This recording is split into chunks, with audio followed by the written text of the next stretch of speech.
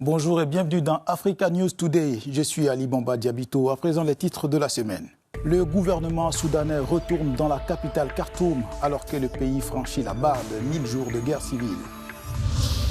Élections législatives et locales au Bénin, le camp présidentiel pourrait s'offrir une large majorité selon les experts. En Ouganda, les fidèles chrétiens ont prié pour des présidentielles apaisées. Le président Museveni brigue un 7e mandat. La barre symbolique des 1000 jours de guerre civile est franchie au Soudan. Moment choisi par les dirigeants pour amener l'administration officielle du pays à la capitale Khartoum, que l'armée régulière affirme contrôler désormais. Près de 3 ans de combat contre les forces de soutien rapide avaient obligé les autorités à s'établir à Port-Soudan. Après près de 3 ans d'exil à Port-Soudan, le gouvernement soudanais a officiellement fait son retour à Khartoum ce dimanche 11 janvier. Le Premier ministre Kamel Idriss a annoncé le rétablissement progressif des services publics, des hôpitaux, au réseau d'eau et d'électricité. Khartoum, ravagé par des années de combat, voit revenir plus d'1 million de ses habitants sur les 3,7 millions qui avaient fui depuis le début de la guerre civile en avril 2023. Malgré cette avancée symbolique, la situation humanitaire reste dramatique. Selon l'ONU, plus de 9 millions de personnes ont été déplacées à l'intérieur du pays et 4,3 millions ont fui à l'étranger. Les civils continuent de payer un lourd tribut avec des villes assiégées dans le Kordofan, des frappes de drones et de missiles au Darfour et des enfants régulièrement victimes de ces affrontements. Les femmes et les filles demeurent particulièrement exposées aux violences sexuelles généralisées.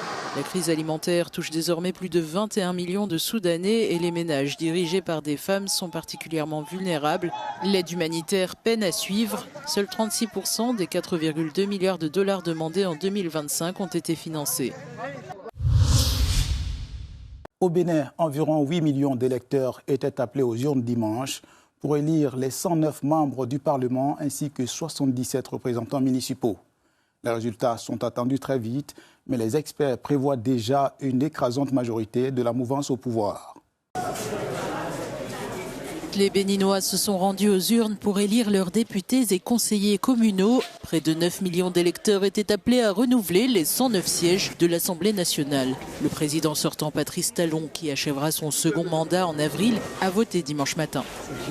Et aujourd'hui, c'est le début d'une vie meilleure. Je dis, le meilleur est à venir.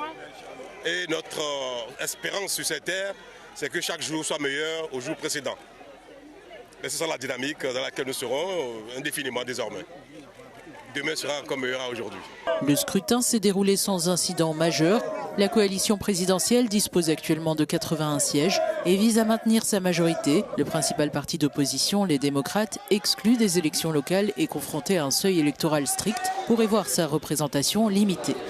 Les résultats sont attendus dans les prochains jours et définiront la configuration politique du pays à quelques mois de la présidentielle d'avril 2026. En Ouganda, la tension monte à l'approche des élections présidentielles. Les organismes de droits de l'homme dénoncent une violente répression d'opposants alors que le président Yoweri Museveni brigue un 7e mandat à la tête du pays. À l'église, les fidèles chrétiens prient pour un scrutin apaisé. À quelques jours de l'élection présidentielle en Ouganda, la population redoute une montée des tensions. Certains membres de l'opposition ont été arrêtés, d'autres violentés. Amnesty International parle d'une campagne brutale de répression visant l'opposition. Dans cette église, les fidèles veulent rester optimistes malgré la peur.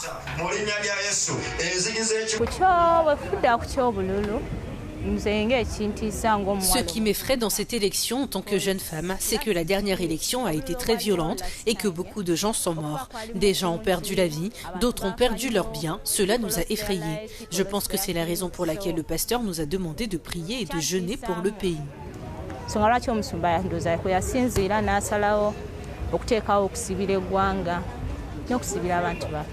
Le pasteur Joseph Wassois appelle ses fidèles à rester positifs et surtout à mettre leur espérance en Dieu dans un pays où le christianisme est la religion principale. Nous prions pour notre pays. Nous nous engageons pour que les élections se déroulent dans le calme. Certaines personnes peuvent facilement sombrer dans la violence sans même comprendre pourquoi. Cela a des conséquences néfastes pour tout le monde et c'est pourquoi nous prions pour notre pays. Nous prions pour les forces de sécurité, la commission électorale, les électeurs et tout le monde.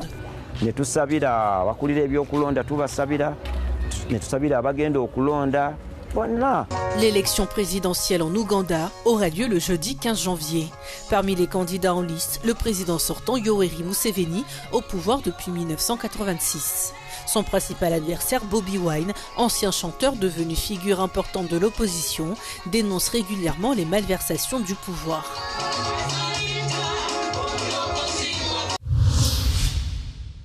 En République démocratique du Congo, le Bureau de coordination des affaires humanitaires dénonce l'augmentation des cas de violence contre les travailleurs des ONG. OCHA a dressé un nouveau bilan de 626 incidents répertoriés dans le pays en 2025, avec une flambée particulière en décembre dans l'Est. En 2025, la situation sécuritaire des acteurs humanitaires s'est fortement dégradée en République démocratique du Congo. Selon un rapport du Bureau de la coordination des affaires humanitaires des Nations Unies, 626 incidents ont affecté les humanitaires à l'échelle du pays. L'Est de la RDC concentre la majorité de ces incidents. Le Nord Kivu arrive en tête avec 46% des recensés sur l'année, suivi du Sud Kivu avec 28%, de l'Ituri 14%, du Tanganyika 8% et du Maniema 4%. Cette répartition s'explique par des contraintes d'accès persistantes et une forte insécurité aggravée par des changements de ligne de front, notamment au Sud Kivu en fin d'année. En décembre 2025, 48 incidents ont été signalés dans l'Est contre 39 en novembre. La moitié s'est produite au Sud Kivu, traduisant une nouvelle détérioration de l'environnement opérationnel.